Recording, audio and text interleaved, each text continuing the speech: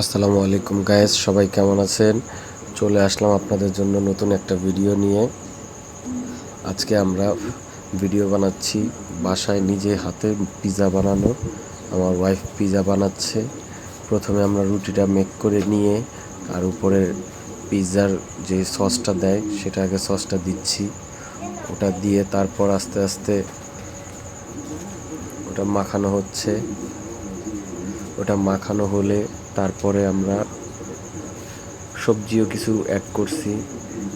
এটা একটা সিম সবজি দিছি, তার সাথে আমরা ইউজ করব আবার বরবটি দেওয়া হয়েছে। এখন সব কিছু সাজানো হয়ে গেছে, তার উপরে চিজ দিয়ে পুরোটাকে ঢেকে দেওয়া হচ্ছে।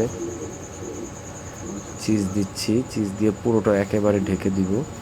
চিজ দেওয়া শেষ হয়ে গেলে তারপর এখন আবার একটু সাজিয়ে দেওয়া হচ্ছে। সুন্দর করে সাজিয়ে দিচ্ছি যাতে পিৎজাটা দেখতেও ভালো লাগে।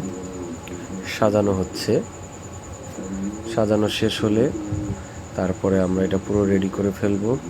এখন দেখতেই পারছেন যে আমাদের পিৎজাটা পুরো সাজানো রেডি হয়ে গেছে। তারপরে আমরা এটা পুরো রেডি করার পরে আমরা এটা চুলায় দেওয়ার প্রস্তুতি নিব। চিজ দিচ্ছি, চিজটা সম্পূর্ণ দিয়ে দিলাম যাতে উপরটা ঢেকে যায়। চিজ দেওয়া শেষ। এখন আমরা পেঁয়াজ দিয়ে উপরে একটু ডেকোরেশন করে নিলাম যাতে দেখতে ভালো লাগে। আশা করি ডেকোরেশনটা দেখতে ভালো লাগতেছে। আপনারা অবশ্যই জানাবেন কেমন হলো ডেকোরেশনটা করা।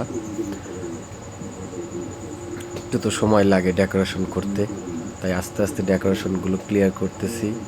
আমার মেয়ে আর আমার ওয়াইফ মিলে দুজন করলো। আবার একটু চিজ দিয়ে উপরে ঢেকে দেওয়া হচ্ছে যাতে চিজ যত বেশি হবে পিৎজাটা খেতে তত মজা লাগে। সেজন্য চিজ দিয়ে সম্পূর্ণ একেবারে কাভার করে দিল। চিজটা সুন্দর করে উপরে দিয়ে দেওয়া হচ্ছে কুচি কুচি করে যাতে সব জায়গায় চিজটা বসে, সেজন্যই ওভাবে দেওয়া হচ্ছে। চিজ সম্পূর্ণটাই দিয়ে দিলাম যাতে পিৎজাটা খেতে অনেক টেস্টি হয়। এই জন্য পিৎজা দেওয়া শেষ পর্যায়ে, চিজ দেওয়া শেষ পর্যায়ে এখন আমরা চুলার এখানে চলে আসলাম। চুলায় হিট দিছি আগে চুলাটা গরম হওয়ার জন্য। এখন পিৎজাটা উপরে দিয়ে দিলাম। চুলা জ্বালিয়ে দিয়েছি। আস্তে আস্তে পিৎজাটা হতে থাকবে আর আপনারাও দেখতে থাকুন। তারপরে হয়ে গেলে সামনে আসবো।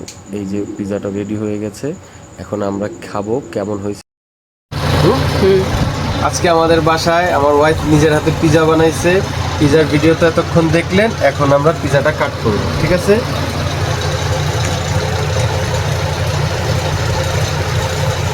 নিজেদের হাতে পিৎজা বানানো, দেখি কতটুকু ভালো কি হয়। আজকে ট্রাই করে আপনাদের বলবো যে কীরকম হইল।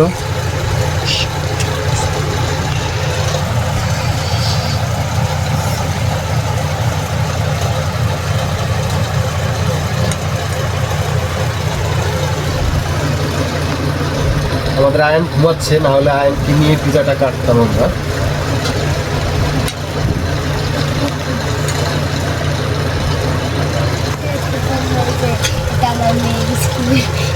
এই যে এখন তখন তুমি একটু কামড় দাও, কেমন হইল?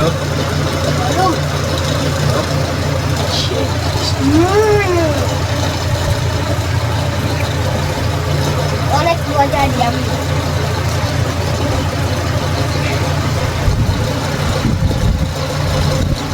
ভালো। তবে এরপর থেকে আমরা বাসায় বানিয়ে পিৎজা খাবো, কারণ দোকানের পিৎজার চেয়ে আমাদের পিৎজাটা ভালো টেস্টি হয়েছে। ওকে, আল্লাহ হাফেজ।